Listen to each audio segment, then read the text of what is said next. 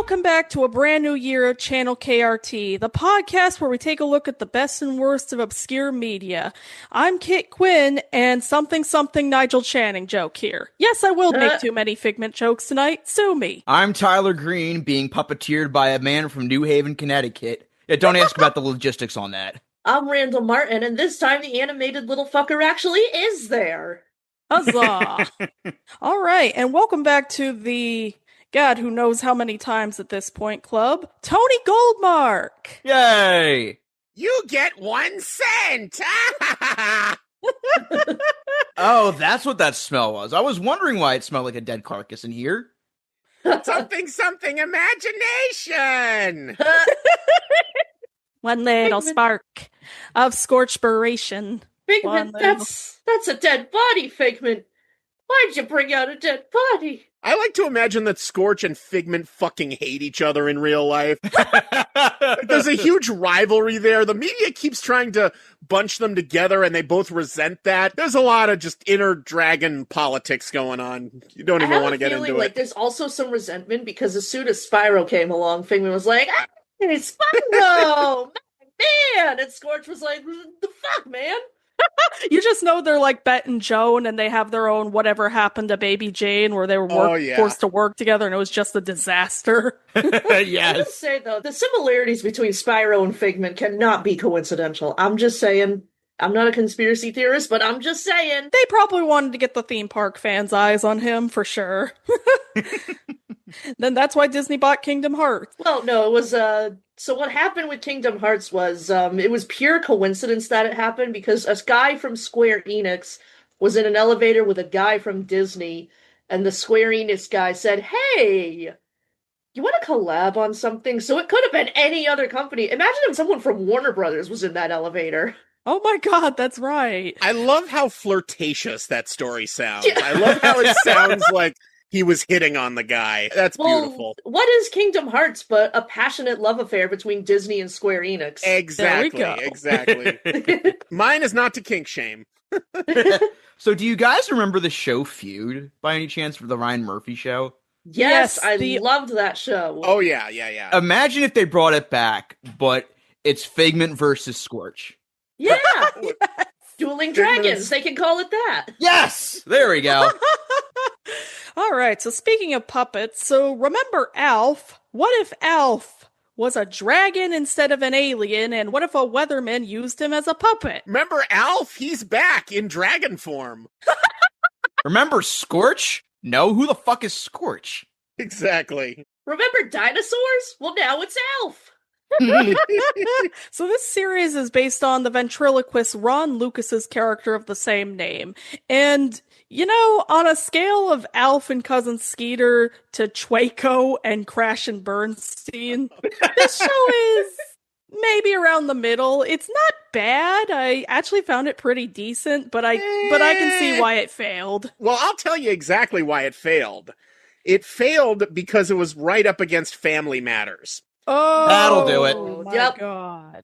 I'm not kidding. I looked into this. CBS, in their infinite wisdom, decided, hey, what's the best night to air this dopey sitcom about a dragon puppet? Oh, I know. How about Friday nights at 8/7 Central in direct competition with ABC's TGIF lineup, which at the time is at the height of its popularity. Oh, yeah. Bullshit. This is a Wednesday show at best. So, of course, the ratings sucked. If you're gonna watch a dopey sitcom, Scorch is never gonna hold a candle to Urkel, not even if he lights that candle with his breath. I mean, really, the show's mistake was not having Scorch build a transformation machine so he can turn into Scorch of the really cool dragon. Yeah. Not to mention, the relatability factor is like, 100 against 0, Lots of teenagers out there are black nerds. How many teenagers out there are dragons?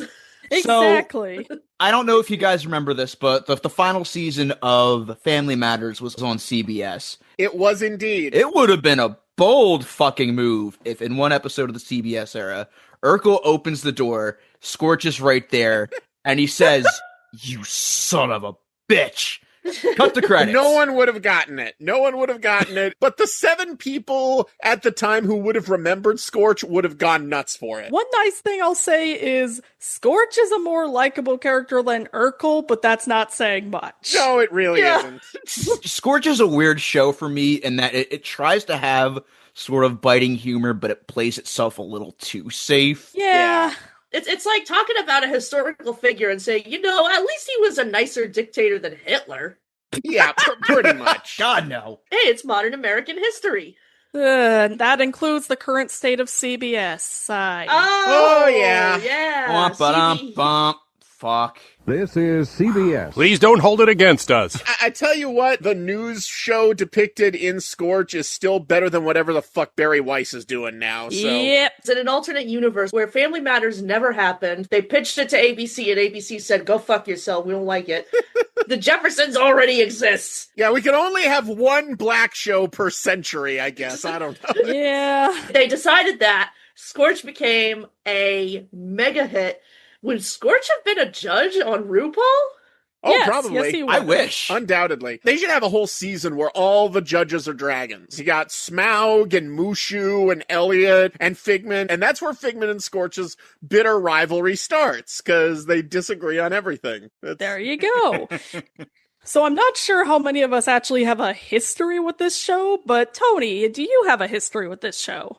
Well, I did not know that this show existed until just a few years ago. Actually, very shortly after y'all started this podcast. Ooh, Yeah. yes. For the audience, we have been wanting to cover Scorch on this podcast pretty much since this podcast started, and only now Yeah. are we getting around to it. So here's how I found out about it. So you know how I open every episode of Escape from Walt Disney with audio of a trailer or commercial for that episode's topic? Well, some commercials can be harder to find than others, and in particular, if I remember correctly, I think I was editing the episode on the Little Mermaid series, Season 3, Episode 3, Island of Fear, the infamous crab experiments episode. Which yours truly was on. Yes, which Kit was on. So what you're saying is that it's Agatha's fault we're talking about this show. Yeah. No, it was Agatha's grandfather's fault we're talking about this show. Okay. But I couldn't find an ad for that specific episode, so I started looking for ads for the series in general. Now, the Little Mermaid series premiered on CBS Saturday mornings in the fall of 1992, so I think I was just searching CBS 1992 commercials on YouTube, and one of the videos I found was a collection of all the commercials that aired during the 1992 Grammys. One of which was an ad for the premiere of Scorch, which aired just a few days after that year's Grammys. Coming Friday. Whoa!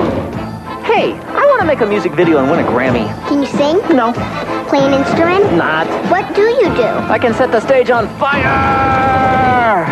Totally hot, dude. Thanks, Doodad. Scorch, television's hottest new comedy, premieres Friday on CBS. I just remember watching that commercial in that YouTube video where the concept was very clearly Alf with a dragon and just thinking, how the hell have I never heard of this? This seems exactly like the kind of garbage that I would have gone nuts for as a kid. I was 8 years old when this show aired. I watched dinosaurs every week. This sort of thing would have been right up my fucking alley, so I must just not have known about it. Either that or I heard about it, but then I heard, it's airing at the same time as Family Matters. I'll watch Family Matters, and then just forgot all about it. But I feel like if it had been at a better time and I'd heard about it, I probably would have watched this show as a kid. I swear there's so many shows like that. I see, shows that were apparently on Cartoon Network as a diehard Cartoon Network watcher as a kid.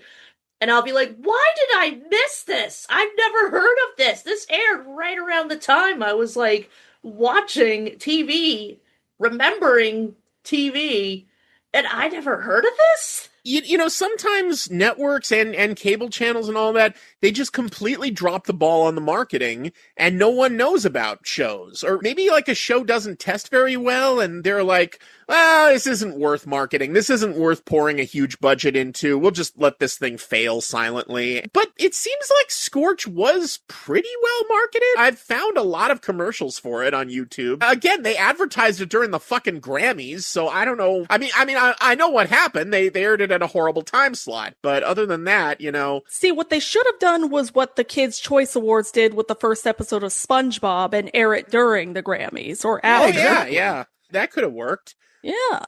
I still remember the first time I ever saw Avatar, the day it premiered. Greatest moment of my life. Oh, yeah. Yes. Like, I sat through the entire Kids' Choice Awards just because I wanted to watch it. I was like, plus it was the year Ben Stiller was hosting, so. Oh, yeah. Oh, yeah, that's right. He was the host that year. What made it better was the first time I ever saw Avatar, the day it premiered. It was at my grandparents' house, and all the cousins were there. We were all in the basement watching this shit for the first time. Oh. Hell yeah. I consider that a peak childhood moment. Fuck yeah, quick tangent, but I remember around this time from like 2004 to like 2007, like me and my cousins would have like Kids' Choice Awards parties where we'd all just get together and sleep over and just hang out. And I know, it was so nice. And now I barely talk to any of them because they're all mostly MAGA. I'm sorry. Oh, boy. Yeah. Anyway, so I thought I didn't know about this show, but then I randomly remembered way back in 2017. I remember I watched Look Well after Adam West's passing, and so then I randomly started looking into other failed pilots and failed shows, and I think it mentioned Scorch, and then I kind of just forgot about it after that until you brought it up, and I was like, okay, that sounds like a show we gotta cover to see why it failed. By the way, Look Well is an amazing pilot that tragically did not get picked up. It was made in, I think, 1991. It starred Adam West, and it was written by a young Conan O'Brien and Robert Smigel, fresh off of SNL, where Adam West plays an actor who was in a 70s cop show, and he's kind of lost his mind and kind of thinks he is the character that he played back in the 70s. So now he's actually trying to help the police on real investigations, and they keep trying to tell him, no, you're an actor. Please stop trying to help. And God. It's a brilliant, brilliant pilot. It's on YouTube. Look it up on your own time. It's Bolt. Bolt ripped it off. Yeah, pretty much. According to Wikipedia, Brandon Tartikoff, who was the chairman of NBC, who had left that position, was a big fan and advocate for this pilot. And I feel like had he still would have been with NBC, we would have gotten this fucking show. Probably. Absolutely. Plus, it was kind of a precursor to how his character in Family Guy would be, so. Oh, yeah, kind of. It was Adam West very much leaning into that part of his acting comic persona. Hell yeah. So yeah, going back to Scorch, so I wouldn't say this is like the most stacked cast of anything obscure we've reviewed, but it has some pretty big names. Like it has Brenda Strong, who plays Nurse Gretchen in Spaceballs, as well as Desperate Housewives. So she gives both good Helmet and good Dragon.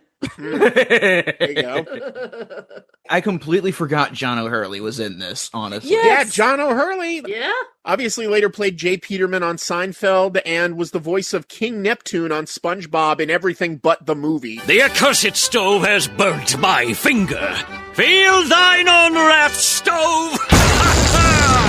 What did I tell you about using your powers, trainee? Perfect patties are made with love, not magic. In the movie, King Neptune was Jeffrey Tambor, but on the show it was John O'Hurley.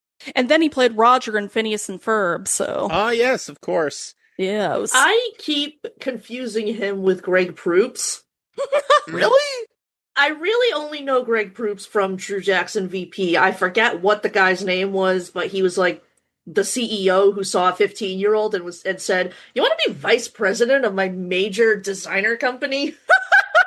You see, the kind of person that I am, when I started watching True Jackson VP, my first thought was, what the fuck, the guy from Whose Line is on this show? Yeah. That's right. Yeah. The good news and the bad news. Merry Christmas, Tommy! Look, it's Geppetto on DVD.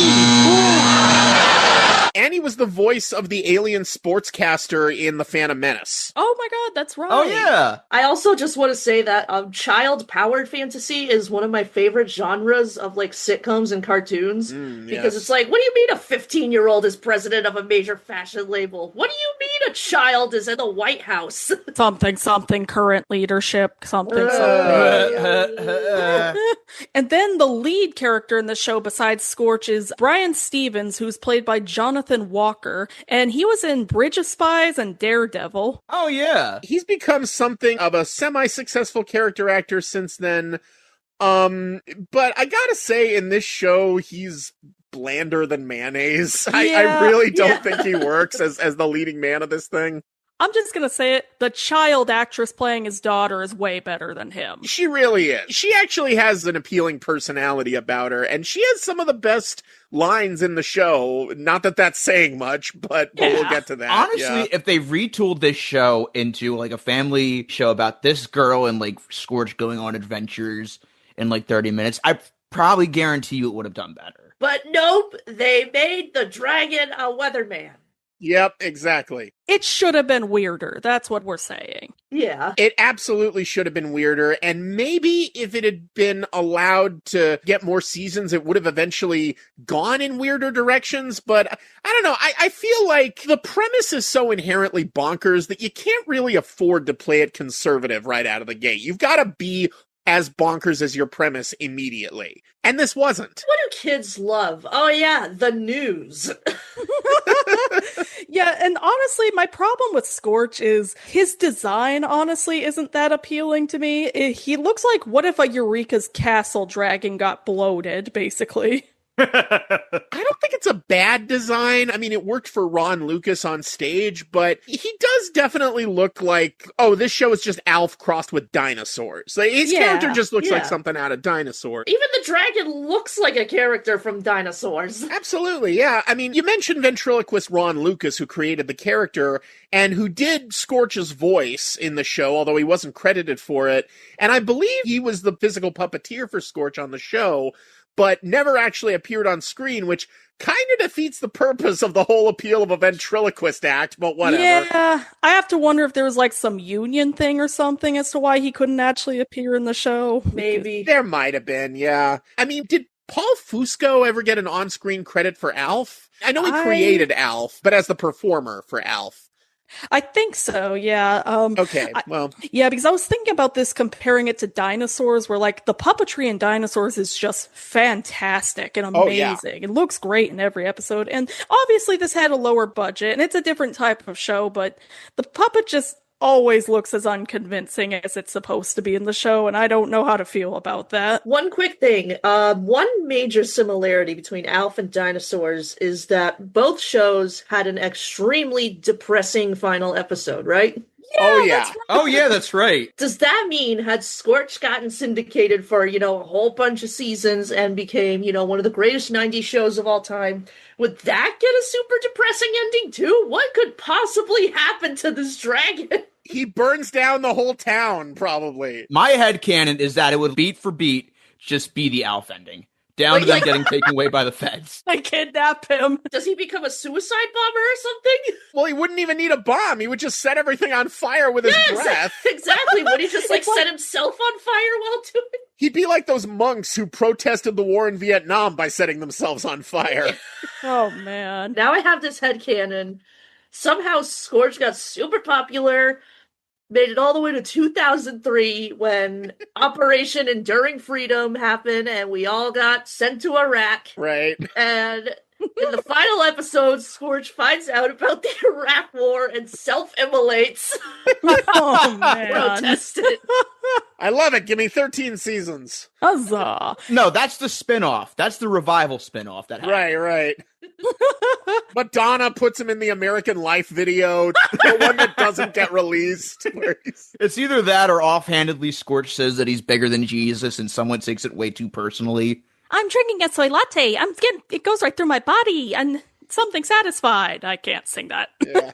We're still gonna get offended about people saying bigger than Jesus in a world where we know that dragons exist? Yeah. I guess. I don't know. I love, by the way, that medieval times happened all the way near fucking America during the Reconstruction era. Just in Connecticut! In Connecticut! It's literally a Connecticut. Yeah, they don't explain exactly how he got across the Atlantic or by what means or why he fell asleep in 1892. And none of it's properly explained because we got to devote our time to him being a weatherman at this local TV station. It's like the reverse of Connecticut Yankee in King Arthur's Court. Yeah, exactly. Yeah. Complete with the Connecticut shit. But is there a robot clone of Scorch that he trains to jack off? That's the important question. Unidentified flying dragon. There's a scene where you just see Scorch holding a Playboy at one point. Yes, exactly. I mean, he does flirt with Brenda Strong's character, so. Oh, yeah. Hello, HR.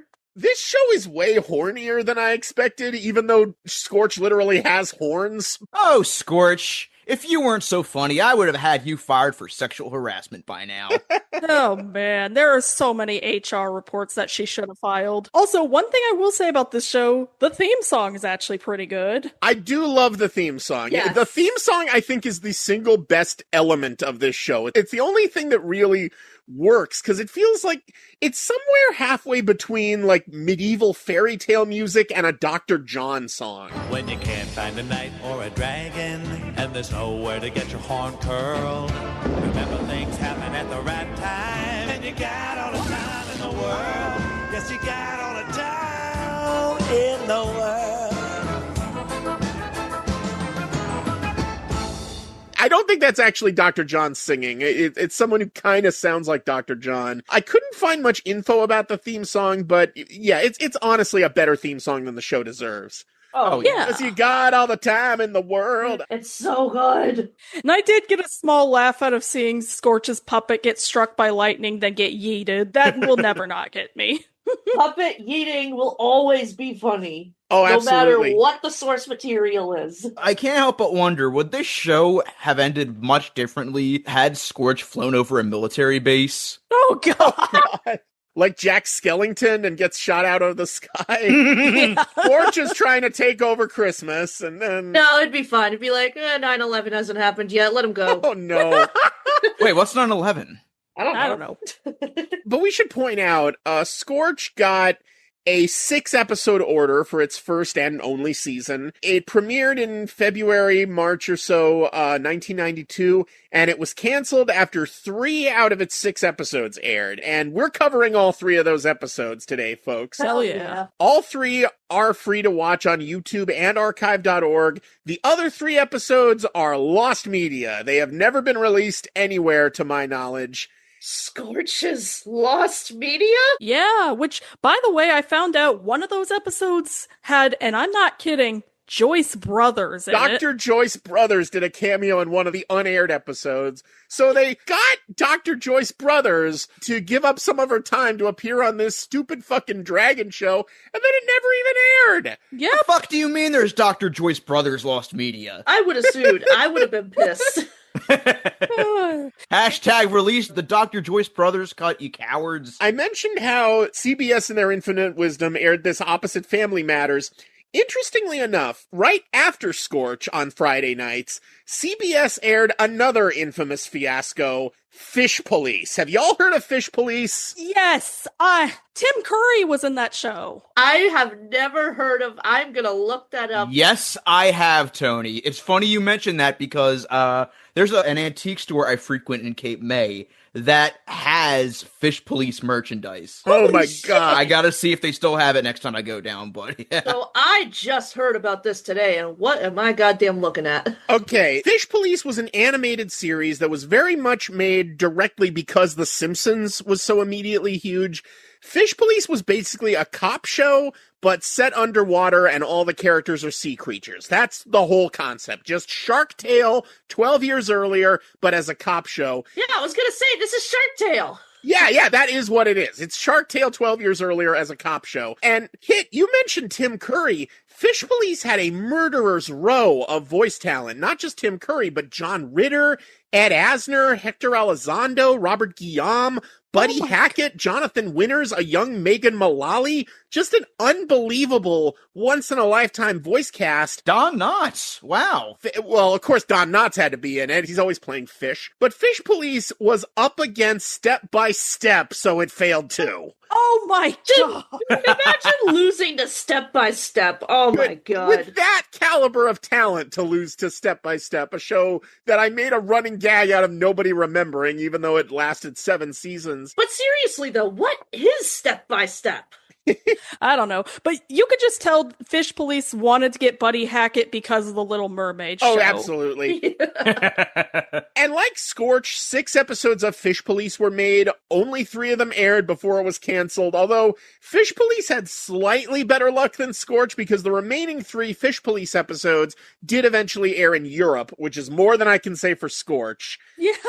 And the other notable thing about Fish Police, which, by the way, I think would also be a good candidate for this podcast if you ever get to it. We're doing Fish Police, yes. Hell absolutely. yeah. We are doing Fish Police, especially with my fucking autistic hyperfixation on fish. Critics are raving about Fish Police. It's the eel-good show of the year, says Joel Seago. I'm hooked, cries Gene Shalit, and see why Seashell and Eelbert give it 2 fins up. Fish Police, catch their premiere Friday, if they don't catch you first.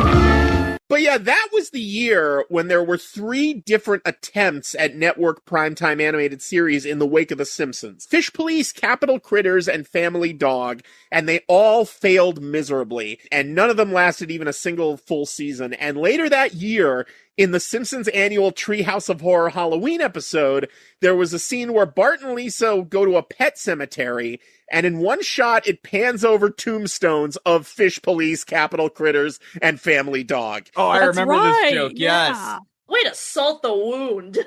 Especially was Brad Bird. Yes, Brad Bird created Family Dog for Amazing Stories like 5 years earlier. Yeah. And they adapted it into the series without his consent and without any involvement from him. So I think maybe he that in it particularly. But yeah. Okay, I was about to ask if he might have been salty about that joke if he was still working on it. No. He wasn't salty about the joke because he hated the fact that Family Dog was getting a series without his input. Valid, yeah. So yeah, it was Golden Age Simpsons throwing shade on their wannabes and imitators. You love to see it. Also, another person this show got, Rose Marie as the manager. Yes, Yeah. Rose Marie, who appears in 2 of the 3 episodes that actually aired. Yeah, it's stunt casting for sure. She plays the building manager, Mrs. Bracken. And of course, Rose Marie played Sally on the old Dick Van Dyke Show. That's right. Get it? When she's talking about how she's banning reptiles from the building because a snake ate a parrot, I really expected her to make a Monty Python joke. Instead, she just went Pollyanna Coffin, which is both so dark, but also so clunky and corny at the same time. Yeah. It would be funny if you just hold up, like, the snake with the parrot-shaped stomach, like, this parrot's allowed to do the fucking Monty Python bit, this parrot's alive. Yeah, but then you'd have to make a whole prop. One of the jokes she makes involves something about a banana slice floating in a cereal bowl, and I'm just saying, it's okay, you can say you walked in on Brian taking a shit. She says that in connection with Brian's acting career, because, apparently he played a banana slice in a cereal bowl in a cereal commercial. That's what I intuited from that. And later on, he says that he did Death of a Salesman, so... Yeah, we'll get to that for sure. And apparently got laughs out of Death of a Salesman because he was so bad, but... But I also want to point out, in regards to the behind-the-scenes talent on this show, the first 2 episodes of Scorch were written by Alan Katz, whose previous biggest claim to fame was writing and starring in a movie called Big Man on Campus, which, I shit you not, was a retelling of Victor Hugo's The Hunchback of Notre Dame as a college comedy. Oh my god, I think Holy I've heard shit. of that. Quasimodo goes to college. I am not making this up. This movie is real.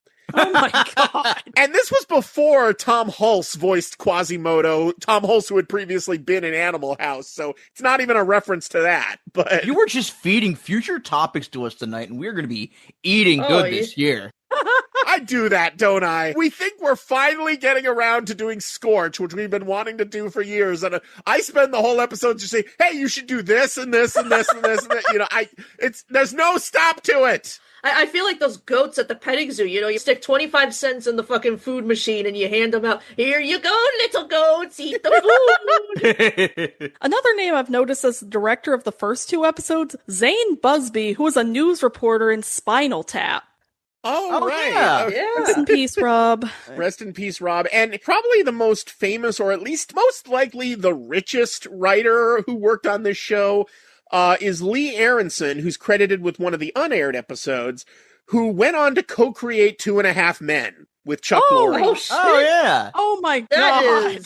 That's a show. I am not kidding. The guy who co-created 2.5 Men with Chuck Lorre cut his teeth on this shit. So. You know what? Scorch seems way more likable than Charlie Sheen. I'll say that. Absolutely. Oh, yeah. Absolutely. Are you sure about that? Look up Scorch's 2012 interview.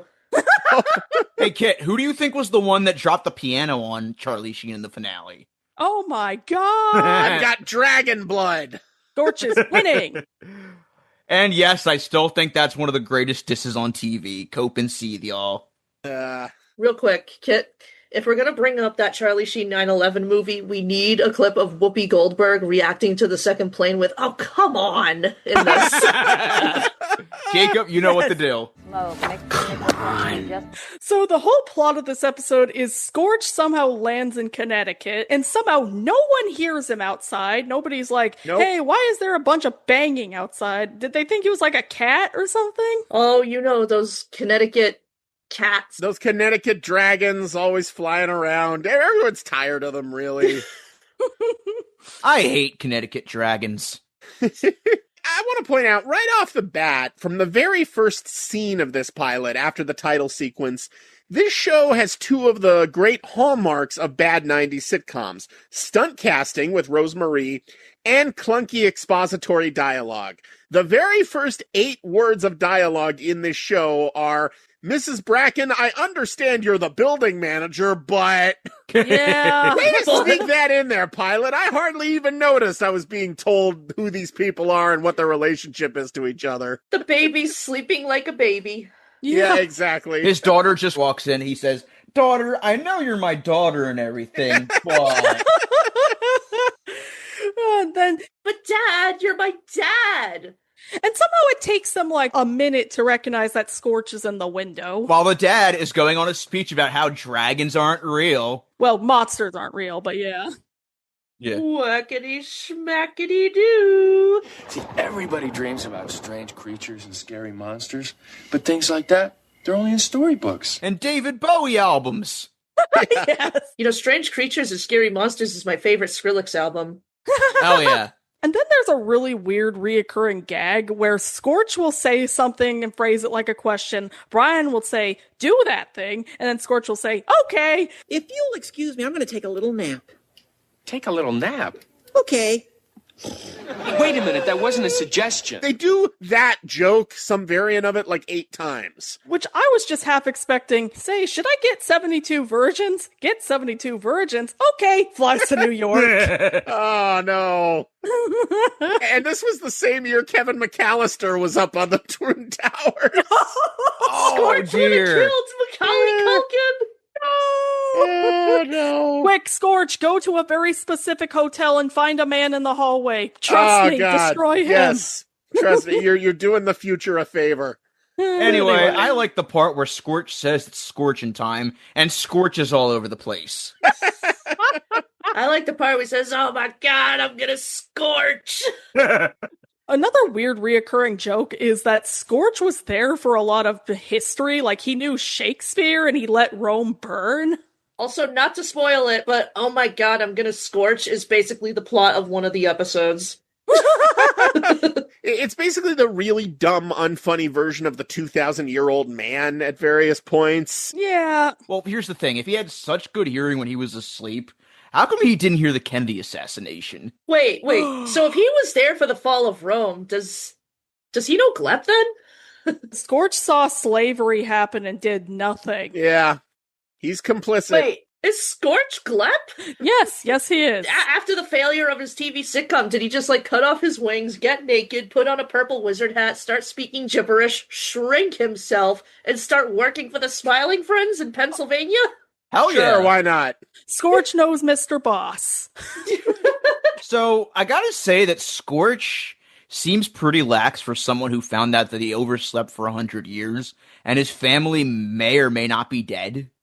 Well, they do kind of show him reacting to it, but not enough. Dragons do live for thousands of years, so I have no idea, at least in the continuity of this show. So, I'm sure in later seasons they would have introduced his family, but there were no later seasons, of course. I can absolutely predict what would have happened if they got in a few seasons. In one of the episodes, it would have just been follow that bird from, Right. Start to finish, where Scorch's family comes back, is like, oh my god, Scorch, you're alive, we miss you so much, come back with us. And Scorch is like, oh my god, now I'm like, morally fucking, at a crossroads between my found family and my family. What do I do? Depending on how many more seasons the network executives want, he's either gonna pick the Dragon family or the real family. And he'd probably pick the real family, otherwise there's no more episodes. Probably. That's only if they order more seasons. If they say, fuck you, cancel the show, we're sick of this shit, he's gonna be like, I have to go back with my Dragon family.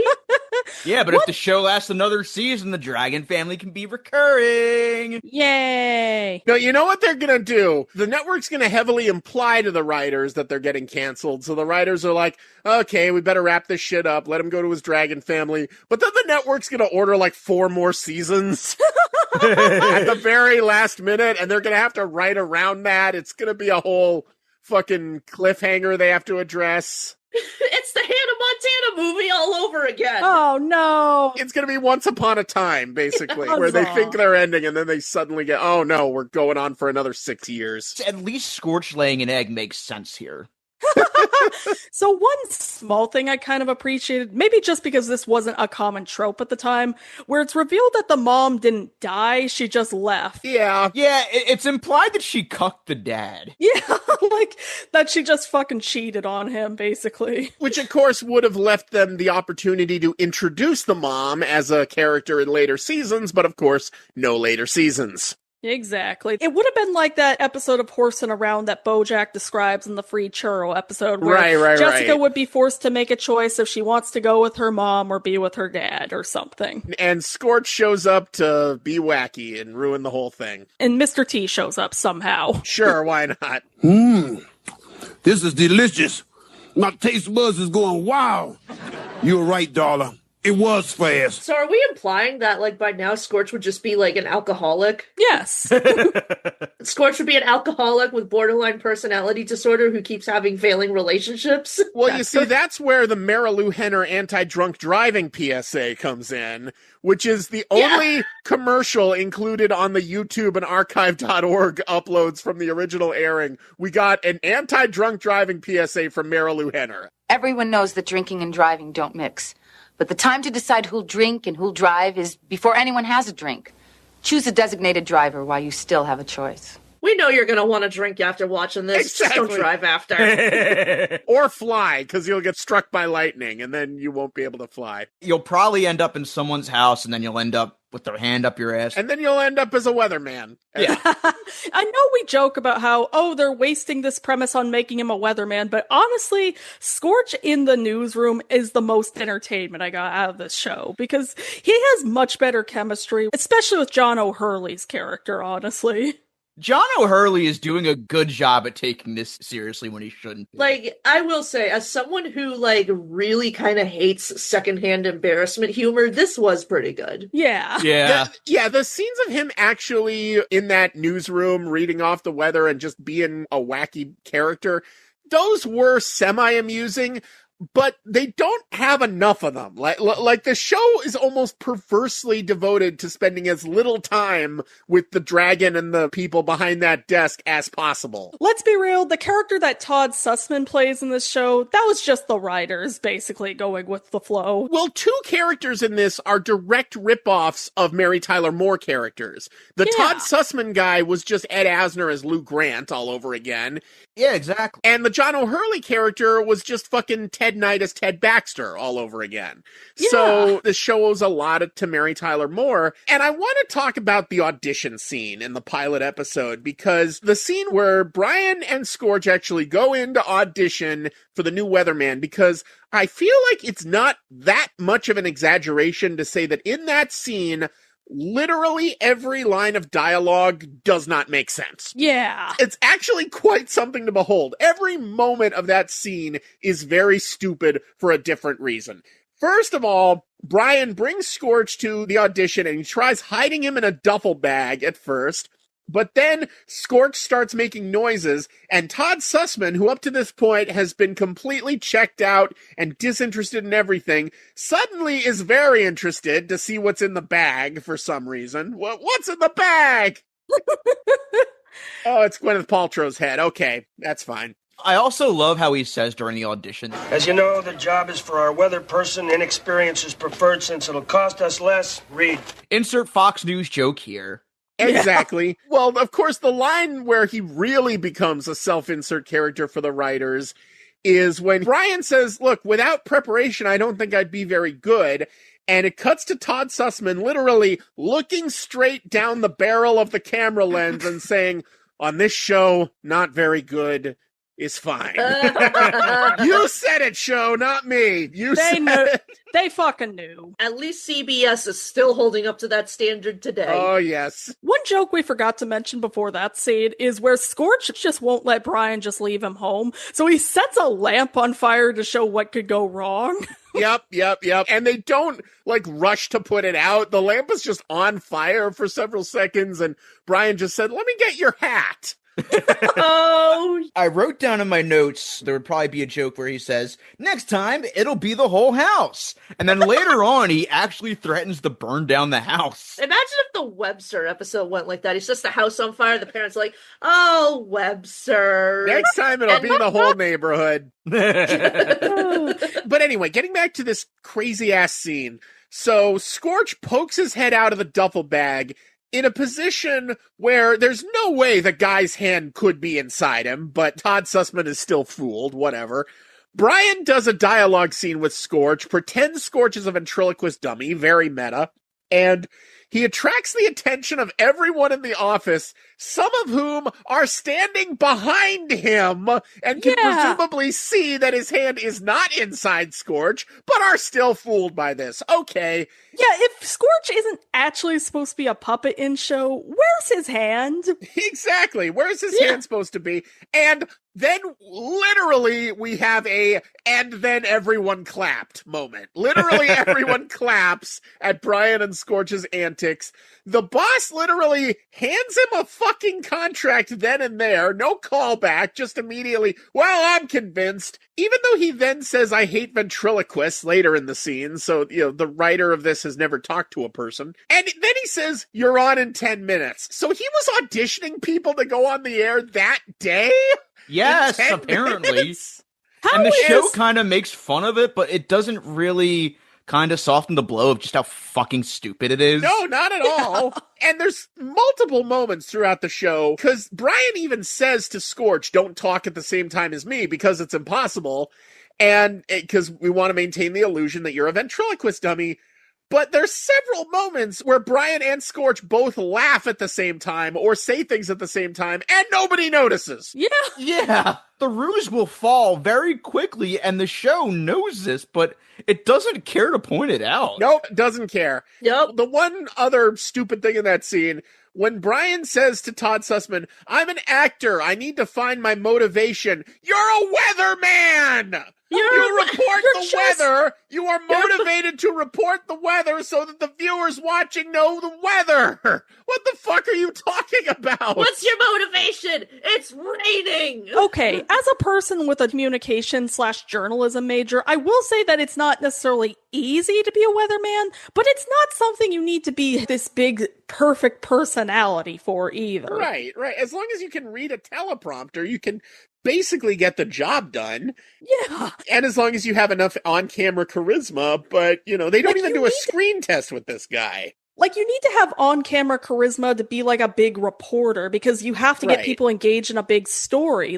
With the weather, people can look it up just about anywhere. So it's there's no need. And by the way, the side characters in this show go back and forth. It's a complete crapshoot between them being shocked when they first see Scorch, what the fuck is that thing? And leap out of their skin, or just completely nonplussed by it. They either notice it as big as possible or as small as possible. There's no in between whatsoever. Can we talk about the fucking scene where he's flirting with Brenda Strong? Oh my God. That is an HR suit right there. I don't care if it's a puppet. Speaking of mothers, let me give that oatmeal some brown sugar. Get off my wife, you bastard! I was not prepared for such a horny dragon, again, even one with horns. Oh my God. Well, he is going through puberty. I could just eat you up. Start with my toes so I can watch. This made a fucking foot fetish joke in 1990. What the fuck? Good Lord. Holy shit. There's a joke in the next episode where he eats Brian's socks, so it's like, what the fuck is up with Scorch and feet? I guess socks are to Scorch what cats are to Alf. I don't know. One more comment about that flirting scene. Scorch's first come on to this woman is, "You're very attractive for a woman." Scorch is a gay icon. You heard it here first. Oh, man.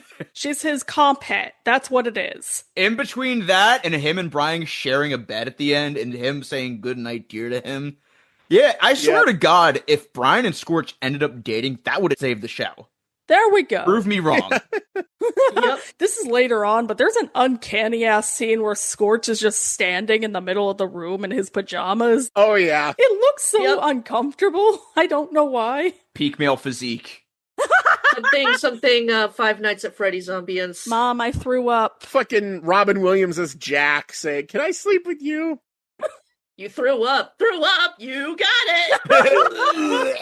I don't really have much else to say about the pilot because it was so boring, honestly, so... I have a few more notes on the pilot. Jonathan Walker, who plays Brian, I have a note that says his vibe is basically Dave Coulier, but with somehow even less charisma. Yeah, I can see that. And the show is also just really awkwardly paced, especially the pilot. They keep pausing between lines much longer than the laugh track. Like, there's multiple moments where the laugh track will die down, and they'll still wait another second or two before the next character speaks. And my guess is that that's because the edit of this pilot was running short, so they had to extend it a couple seconds here and there just to get it to an even 23 minutes. And they do a whole plot where, "Scorch, we need you to live here now. You need to be her best friend and help me keep my job." And it sounded so manipulative. And the other thing is, okay, so this guy's a professional actor, and he's trying to make a living at being a professional actor. What the fuck is he doing in New Haven? Yeah, go to New York. Aside from community theater, there's not a lot of acting gigs in New Haven. If you want to be a professional actor, you pretty much have to live in either LA or maybe New York, and you can get commercial gigs. New York is right there. Yeah. Maybe it's a long commute. I don't know. Hold on, I'm going to look this up real quick. And they mention that they moved like 5 times over the past year. So he's a broke out of work actor, but they can still afford to move 5 times in a year? I guess so. And his kid goes to 5 different schools within the same year. That doesn't make sense to me. New Haven is an hour and a half from New York City. Okay, so not an impossible commute, but still kind of a schlep, you know? Yeah. Yeah. Also, there's a joke where after Scorch climbs in the bed with Brian, he decides the blankets are cold, so he just sets the bed on fire. Yeah, but it doesn't actually set on fire. There's just like a light under the blanket. It's so cheap. They live in a building without a fire alarm, I guess. Oh, definitely. Yeah, absolutely. Although, as we later find out, John O'Hurley, he's rich, apparently, so he can afford to live in a building with a fire alarm. Fuck you, poor people who live in Rosemarie's building.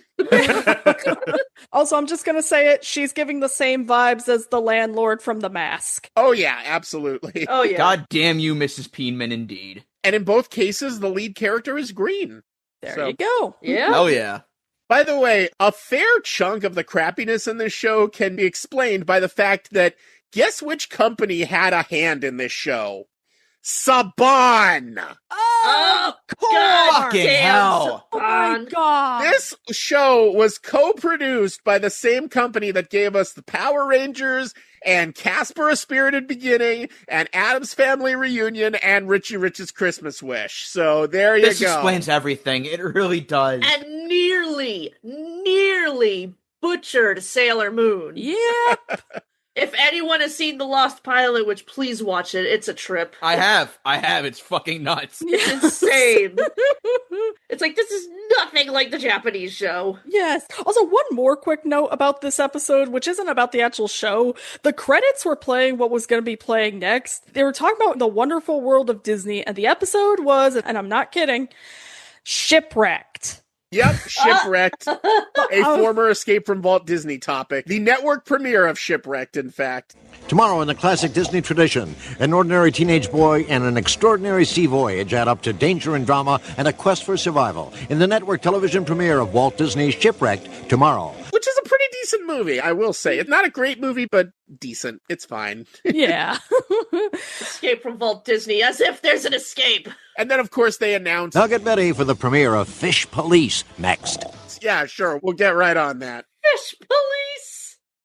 Well, I got nothing better to do. Fish Police. I like to imagine that there's like an alternate timeline where Fish Police is like just another police procedural, but then they've got a show called Human Police.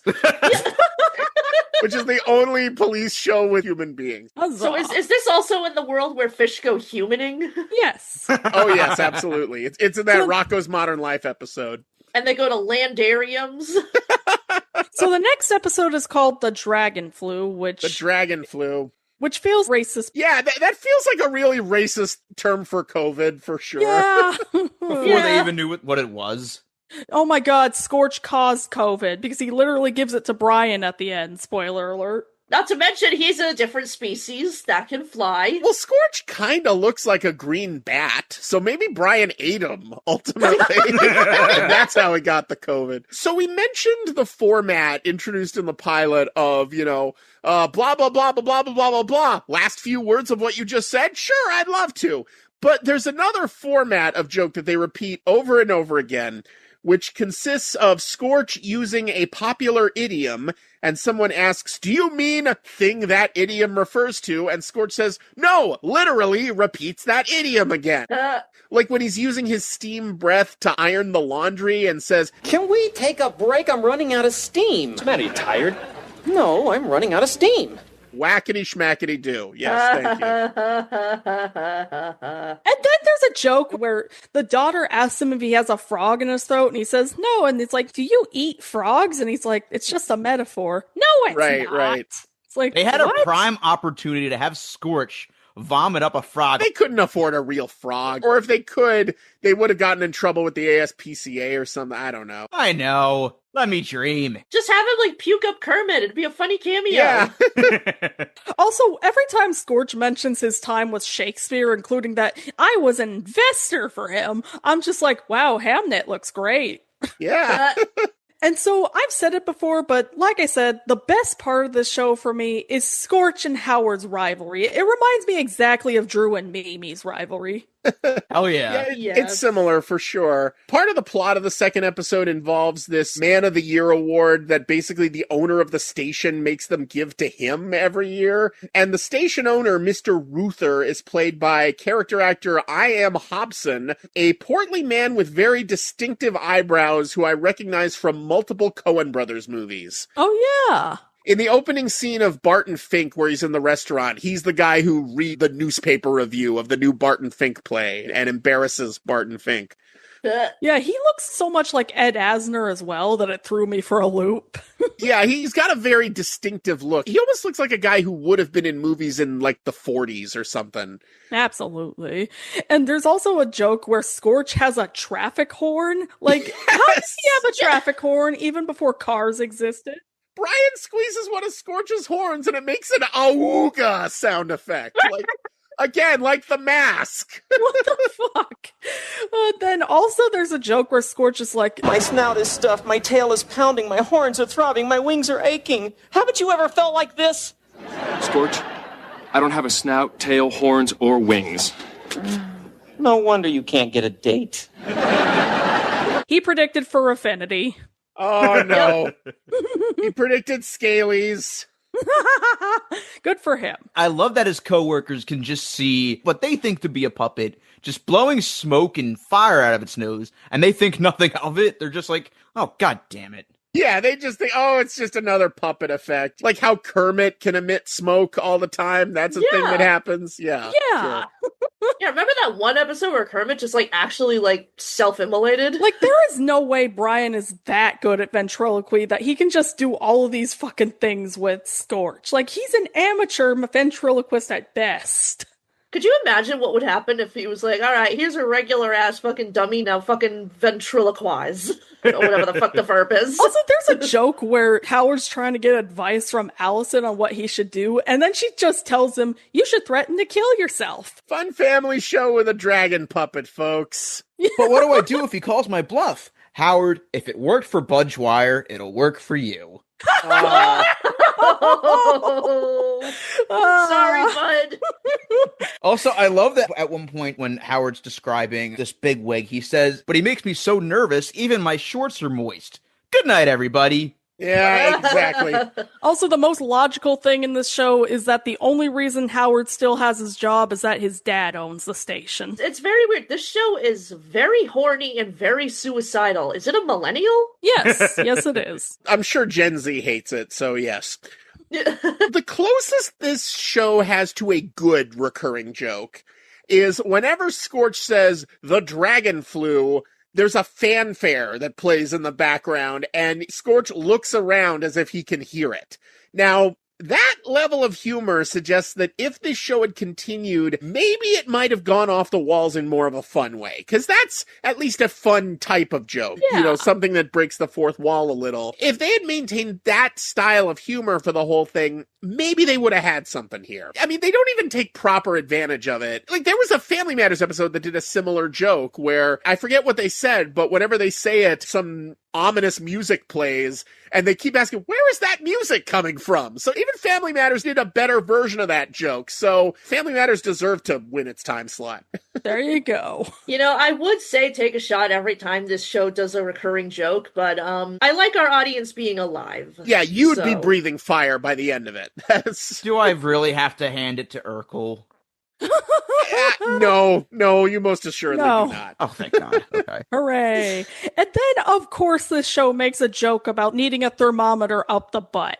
Yeah, I was going to make a joke about a meat thermometer going up a dragon's ass. Stop stealing my fucking material. We're suing for plagiarism. By the way, that is the biggest damn meat thermometer I've ever seen in my life. Jesus. There's no way it reaches the level of a dragon, like even a meat thermometer. One of the jokes Scorch makes about, like a literal idiom is, bucket kicking. He's like, I remember when my Uncle Edgar had the dragon flu. He had it for 19 years. You could have the dragon flu for 19 years? If I live that long. What happened to your uncle? He kicked the bucket. He died? No, he kicked the bucket. That's one of the symptoms. Bucket kicking. And I'm just expecting him to go, and then Uncle Edgar died after that. But of course, that would require them to think about their jokes. Well, no, what you do is you keep going on, and then he croaked, which croaking is also a symptom of the dragon flu. There you go. That joke almost feels like the show is spoofing the format it set up earlier with taking idioms way too literally. But again, like you said, they didn't go far enough with it. And then also Scorch makes a comment about how he eats matzo ball soup, but he just sits on the matzo balls. I'm like, that sounds like a Jewish burlesque. It really feels like they greenlit this show because they thought, hey, Alf with a dragon, that's just rife with comic possibilities. But then when the writers actually sat down to write it, they couldn't think of any comic possibilities, which is why instead you get dialogue like, can I have soup with matzo balls? You eat matzo balls? No, I eat the soup. I sit on the matzo balls. And that makes you well? No, but I like the way it feels. Yeah. What? It feels so much like writers at 3 a.m, like, he sits on the matzo balls because he likes the way they feel. Who cares? This show is doomed. Yeah. I'm never going to get any residuals from this. One small thing that got a laugh out of me was when they're searching inside his throat and they find out he ate Howard's comb. Oh, yeah. You see, I can believe that a dragon can crash someone's audition and be able to become a weatherman, but being able to see his innards just by looking down his throat, that's just out of line right there. That's just too unrealistic. I also want to point out, there's a moment in this where Scorch is singing an old dragon lullaby that his mother used to sing to him, and it's to the tune of Twinkle, Twinkle, Little Star. And one of the lines is, lying in your bed of gold. So is he Smaug? Sure. Does Benedict Cumberbatch play him in mocap crawling on all fours? Is that what's going on here? I guess so. So here's what we do. We take Benedict Cumberbatch and we squeeze him into this dragon suit, right? This tiny-ass dragon suit. I can't breathe. So there's also a really dumb thing in this show where the first episode is all about how, Brian needs Scorch so he can do the weather report. He needs Scorch by his side. Then the next couple of episodes are, I'm going to leave you home when I'll do my weather report. It's like, make up your mind. Right, exactly. And how's he gonna do the weather without him? Like it's clear, like the show's established that he's like semi-incompetent as an actor, or like that they don't really believe in him. Should we talk about the Wailing Wall joke, which came out of nowhere? Oh man, I don't want to cancel Scorch for being fat phobic, you guys. That joke made me so uncomfortable. 90s. We used to play handball on the Wailing Wall. That's so fucking 2,000-year-old man, but without the wit. And he makes a joke about how he mistakes the guy for a cyclops. He's from medieval times, right?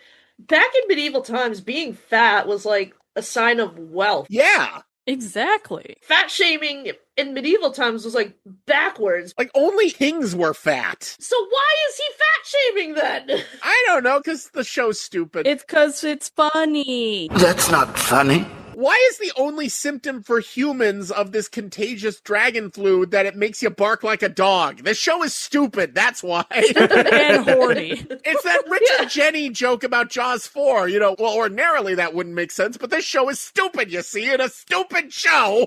Also, somehow Scorch doesn't burn down the news station when he has his big last symptoms of the dragon flu. Yeah, the last symptom is fireworks, I guess. Just fireworks fucking shoot out a Scorch. It's a CBS news station. It would have been for the best. Oh, you're right. We forgot to mention, too, that it's established that one of Scorch's main symptoms of the dragon flu is swearing. Yeah, but they never do. I mean, they kind of do, but they do the traffic horn joke again, which... Oh, yeah. Yeah, he swears like fucking SpongeBob. Yeah. Mind your own business, you. What did you call me? What? It's Old Man Jenkins and his jalopy. Howdy, Mrs. K. I'm just fully expecting at that point, Brian and Scorch get escorted off. They're fired. The show just ends there.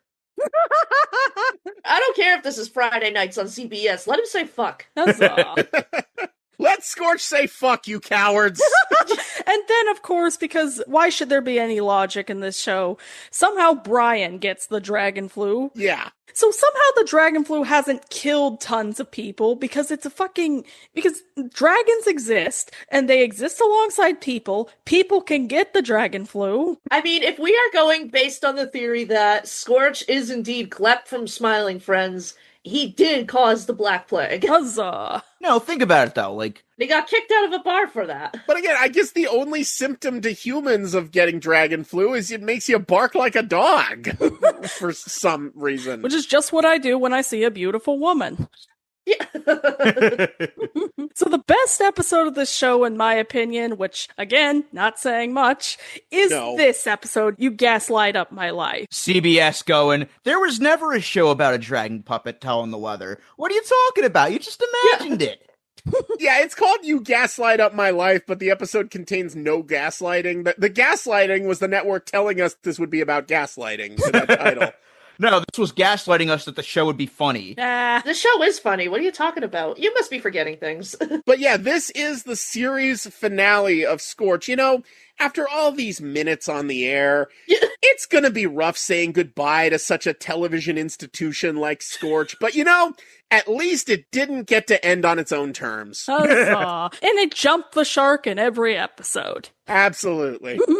But what they should have done was literally make Scorch jump a shark. The shark was just minding its own business in the ocean, and the show went to space. That's the problem. It didn't jump the shark enough to me. It wasn't crazy enough. It didn't go bonkers enough for its premise. I would say yes. It jumped the shark all the way into space, but the shark was like one of those like little bottom feeder sharks you find in like the fucking touch tanks. Like Family Matters was jumping the shark in every episode around this time. Oh yeah. So like Family Matters was driving a fucking dirt bike over a gray white. Family Matters turned jumping the shark into its own fucking art form.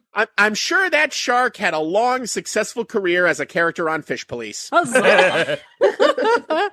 But yeah, so this episode involves Scorch somehow being on a TV log without a photo shoot. They seem to have just used a screen cap from the show. Oh yeah, while I was like browsing Google Images, like, for this show, because sometimes I like to see the ads for it, one of them is Scorch naked doing a centerfold pose. What? Isn't he supposed to be 13? No, I don't like that. Well, he's 1,300 years old, or 1,000? I don't know. Yeah. Actually, she's a 4,000-year-old dragon goddess. She just chooses to look like a 7-year-old. Sure. She's the fucking robot girl from Tomorrowland. Oh, she's ageless, but she looks 11. Okay, fine. Okay, fuck you. Actually, he's 13,000 years old. He just chooses to look like a 13-year-old. By the way, by the time we get to episode 3, I was already so fucking bored with these characters. 3 episodes in, you couldn't pay me to give a shit about anything they were gonna do. Yeah, this is where the show was starting to lose me, admittedly. Yeah. And we're supposed to just accept that Scorch is now the toast of New Haven, the biggest thing in local news. When we haven't actually seen them do a single successful broadcast, something keeps going wrong every time. You know, I meant to say this earlier, but you know what this should have been? A pilot movie. It should have been a movie. Yeah, it would have flowed a lot better. One line of dialogue I want to highlight when Scorch says, "I don't have to make sense anymore. I'm a star." Bitch, you never made sense. You are like, I'm a star in New Haven. Yeah. There's one moment where he's flirting with Allison. He goes, "Speaking of fooling around, how about you and me getting some plastic surgery together? I'm buying." And I'm expecting him to finish that sentence with, "Have you ever heard of a human centipede?" Oh, no. Oh, God. Somehow, like, a decade before Human Centipede ever came out. Then, of course, Howard's just crashing out about this TV log. And then he somehow doesn't get fucking fired for grabbing Allison and grabbing the magazine within her arm. And the show has the most hackneyed, predictable jokes like, "Oh, let me see my fan mail." And it's one postcard, whackety schmackety. I don't even have the energy to finish it. Yep. Understandable. But I will say, like, okay, Todd Sussman says, "Maybe you should close the door." And John O'Hurley closes the door, and Todd says, "I meant from the other side." That's roughly 17% of a joke. I'm feeling generous. Let's say 18%. I didn't even know what the joke was. I was like, what's the joke? I don't get it. I don't get it. What's funny? The joke is John O'Hurley thinks he's telling him, "Okay, close the door. I'm going to tell you something privately." But then he says, "I'm in from the other side." So what he really meant was, "Get out of my office." Yeah. I get it, I guess. I don't know. Ha, ha, So ha, dumb. ha. Again, 18% of a joke. And then we have the whole big scene where Brian's feeling jealous of Scorch and is frustrated because Scorch is gonna ruin his career. It's like, Scorch is why you have a career, motherfucker. Which I'll admit, there is a payoff later to that scene that I do like, but we'll get to it when we get to it. And by the way, whoever uploaded Scorch to, well, there's one YouTube upload of Scorch, and that's also on archive.org, where there's a chunk missing from episode 3, but there is another upload on YouTube with that chunk intact, just in case y'all are watching this at home, in which we find out that John O'Hurley has stolen Scorch. He has dragon napped him, and is singing a parody of Yankee Doodle about stealing Scorch and doing a very bad white man dance. Oh, God. So, yeah, if you've ever wanted to see John O'Hurley singing a parody of Yankee Doodle about stealing a dragon puppet and doing a very bad white man dance, look no further, you fucking idiot. So here's my question. So John O'Hurley kidnaps Scorch, which he thinks is a puppet, in order to ruin Brian and Scorch's career. Because he's like, oh, without the Scorch puppet, he's got nothing. What the hell makes John O'Hurley think that Brian doesn't have a backup Scorch? Yeah. Like, I know Scorch is a real dragon within the canon of the show, but John O'Hurley doesn't know that. As far as he knows, Scorch is just a ventriloquist dummy. Why wouldn't Brian have a backup dummy? There's probably been hundreds of Kermits made over the years. Yeah, like, don't the Muppets have to make backups of every single puppet? They have to make backups of backups. There's probably been hundreds of fucking Kermits over the years. And hundreds of Fozzies, and hundreds of Miss Piggies, and hundreds of Gonzos. I will say that the most entertaining parts of this episode are after John O'Hurley kidnaps Scorch and he just starts fucking with him. Like, I do kind of love the part where Scorch is trying to call 911 and he's like, "No, I haven't been drinking." That got a small laugh out of me. God bless John O'Hurley. He's trying his best to make this material work, and he's doing a decent job of it, but it's just, dude, why? It's just not worth it. The bit that got a slight laugh out of me was when John O'Hurley thinks there's a fire, so he's panicking, and he just grabs a bunch of pictures of himself before he runs out. That got a laugh out of me. That's like 17% of a joke, maybe 18. A few more of those in this series will have the equivalent of one entire joke, so keep striving for that, Scorch. Maybe you could round it up to 20% if you wanted to. Who knows? Maybe. What the hell? I'm not driving. 20%. Yeah, the rest of the episode I was finding so boring. Like, there's a whole plot where the manager is trying to make the daughter eat soup, and it's like, why is this supposed to be a compelling plot? Yeah, it's not. It's just filler. We like soup. Soup is great. You eat it in a bowl, not on a plate. They ran out of ideas so quickly into this show. By the way, by far, by a substantial margin, the best actor in this whole damn series is the fireman who shows up at John O'Hurley's apartment, and when John O'Hurley says, "Thank you for putting out the non-fire that wasn't really there. Can I offer you an autographed picture?" And the fireman just laughs in his face. That fireman laughing in his face, like, I buy that fireman really would laugh at such a request from John O'Hurley. Yeah, honestly, I get it. Well, let me make it up to you. How about an autographed picture?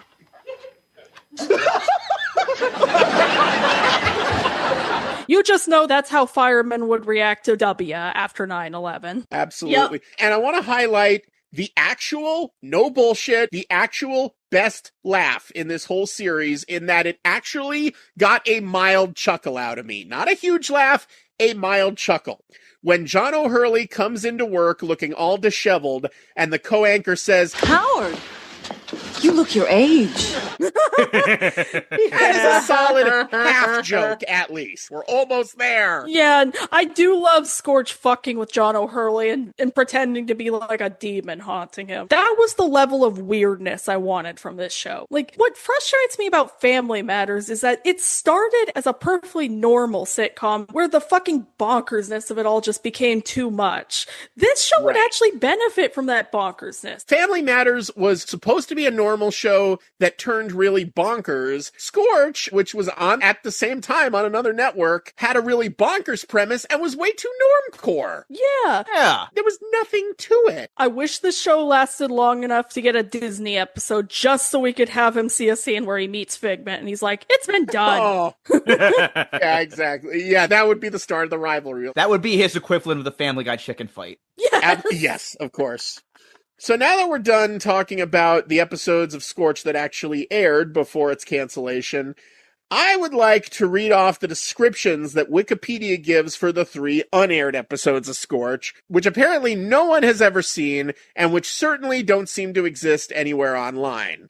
Episode 4, First Time. Scorch tries to help Brian find a girlfriend, but Scorch's obtrusive ways prove to be embarrassing. I'll bet they do unaired episode. I bet there's all sorts of shenanigans. Oh, Scorch, I'm gonna die alone because of you. I'm sure this show definitely didn't have any issues with women whatsoever. Oh, and certainly not. A dragon wants a woman to eat him feet first. No trouble with women whatsoever. Don't let Scorch see r/incels. Nope. Episode 5, Scorch Likes It Hot. Dr. Joyce Brothers, again, like we said, Dr. Joyce Brothers is in this, gives suggestions to the head of the station, such as replacing Brian's quote-unquote puppet with a female one. Damn these woke dragons. What's next? Female Ghostbusters? What are we doing? And then the final episode of the show involves, and I am not kidding, Scorch watching the Home Shopping Channel. Yes, episode 6, Money, Money, Money. Scorch discovers the Home Shopping Channel and maxes out Brian's credit card. Scorch then tries to make some of Brian money's back by inviting everyone from the station to a poker game. This is that South Park episode. Is he going to call the Home Shopping Channel and tell them to kill themselves next? Yeah. Yep. Well, I mean, the co-anchor told John O'Hurley to kill himself. So, like I said, this show is a millennial, horny and suicidal. Well, I just want Scorch to recreate the famous dragons playing poker painting with Smaug and Drogon and Draco and Toothless and Figment and... Yes, there's dragons playing poker! Ah! I would say I'm shocked this show would encourage gambling, but you know what? We have apps now just encouraging gambling all the time. Of course. I will go on YouTube. I will just watch a perfectly normal video. Every ad is like, bet on everything! Bet on everything! Download Kalshi, you can bet on everything and anything. Unless you're Husk from Hazbin Hotel, I do not want to fucking gamble. I am shocked by the presence of gambling in this dragon sitcom. You're winning, so thank you very much. Unless it is at a location specifically designed for gambling, I am not doing that shit on my phone. Agreed. Even then, I like watching other people gamble, but it's not for me. Exactly. I used to like go to this bar where it's like, maybe once or twice a week I'd put like $4 on Keno and never win anything. That's about as far as I got into gambling. There you go. Oh man, I don't think I could ever be on Deal or No Deal because the moment they offered me the briefcase with just enough money in it, I'd take it because I would not want to risk it. Hell yeah. See, I'm the opposite. I'd be like, oh my god, a hot lady with a briefcase? I don't care what's in that briefcase. Give it to me. The box. So, hot lady with a briefcase, what's inside it? 10 million fucking wasps. Hell yeah. Well, the hot lady's giving it to me, so. Yay! So, I've kind of burned through all my notes, so here's my final verdict on this show. It's a donation box for me. Like, I was leaning towards a burn the tapes just for the pun, but honestly, it's not that bad. Mostly because I curiously watched some of Chueco's Christmas and Crash and Bernstein for comparison, and those are way worse shows, but... Oh god, no one should have to watch Crash and Bernstein willingly.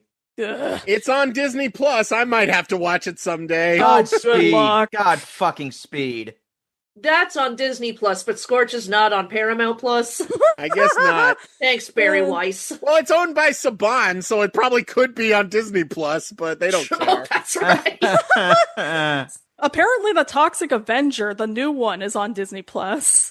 I guess through Hulu, but yeah. Actually, I believe the main production company responsible for Scorch, it was a co-production with Saban, but it was mainly Lorimar Television, which I believe is owned by Warner Brothers now. So it's going to be owned by Netflix pretty soon. So we're going to see Scorch on Netflix soon. I'm betting on it. Or Paramount Plus if Ellison has his way, but hopefully he won't. I'm downloading Kalshi and betting on it. Huzzah.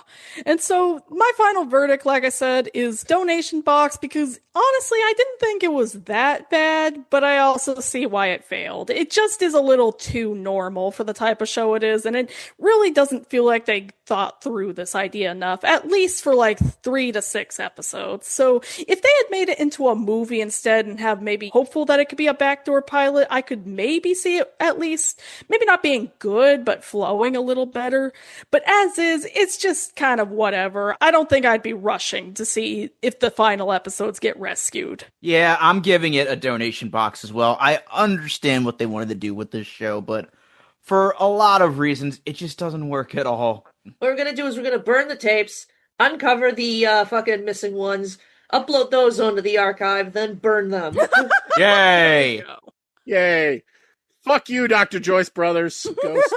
Well, Kit, unlike you, I am not above the burn the tapes pun. Because Scorch is a fire-breathing dragon, I think it's only appropriate to burn the tapes. There you go. This show was just a big chunk of nothing. There's no imagination to it whatsoever, ironically, because that's how much Scorch was in a rivalry with Figment. He opposed the concept of imagination altogether. Scorch right now is posting AI art on Facebook, and Figment is pissed at him for that.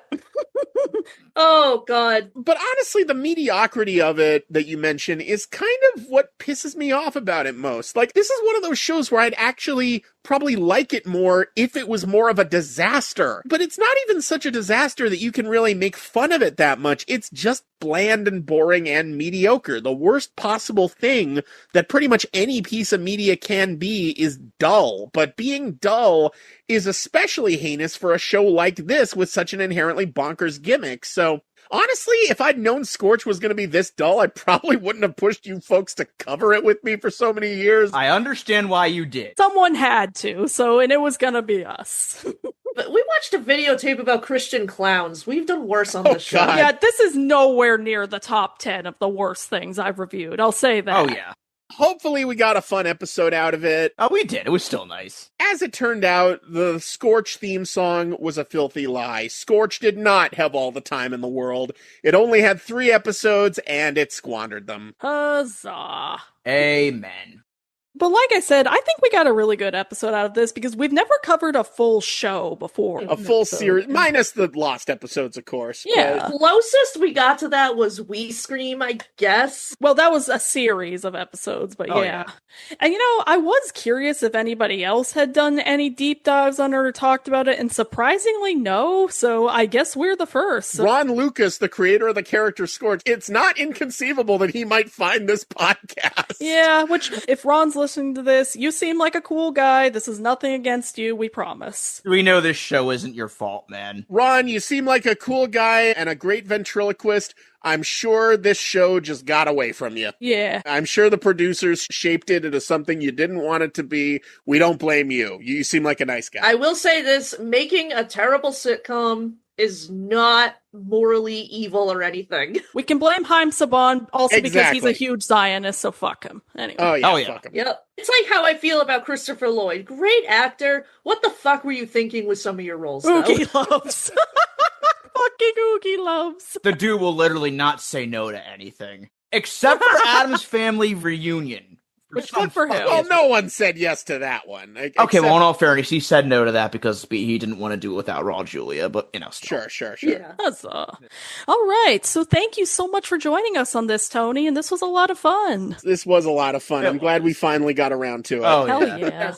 And do you have anything you'd like to plug? Yes, my podcast, Escape from Walt Disney, in which in each episode, me and a rotating series of guests, including all 3 of the fine folks here, review a randomly selected piece of Disney Plus content. I have released 154 episodes of it so far. The most recent one was a Christmas episode on a very Jonas Christmas movie Yule log, which went about as coherently as the other 2 Yule log episodes I've released.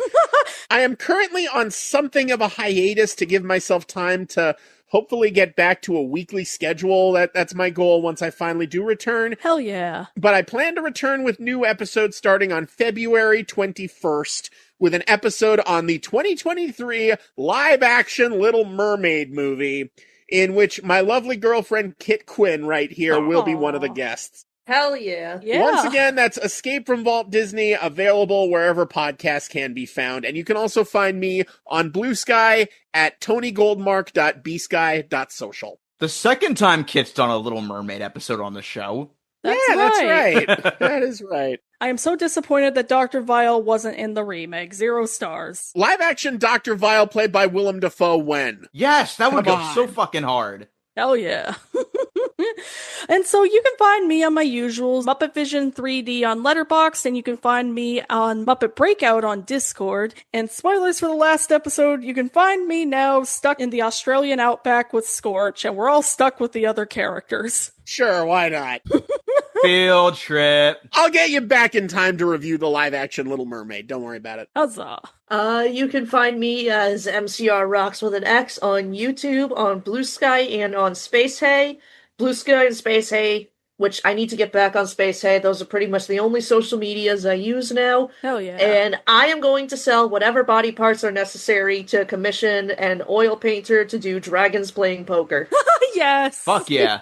And Scorch will be one of them. I will make that clear. Huzzah. Yes. All right, and as for me, you can find me on the usual spots, Tyler FG on Twitter, Tyler FG96 on Instagram, and as for the show, you can find us on Twitter at channel_KRT, Channel KRT Podcast, all one word on Instagram, and you can also check out our Discord server and our Facebook group, which you can find in the link tree in our Twitter bio. And if you want to help support us, you can check us out on Patreon, where we have exclusive minisodes, outtakes, and episodes of this very podcast at its earliest convenience, as well as our Ko-Fi, where you can buy our exclusive minisodes for $5 a pop, or you can just give us money, whatever you want to do. And of course, thank you to our pals Paul Spicknall, Tony Goldmark, Ashley Hines, and Chris Reyna for pledging to us the $10 level, and a huge thank you to our executive producer, Gomer.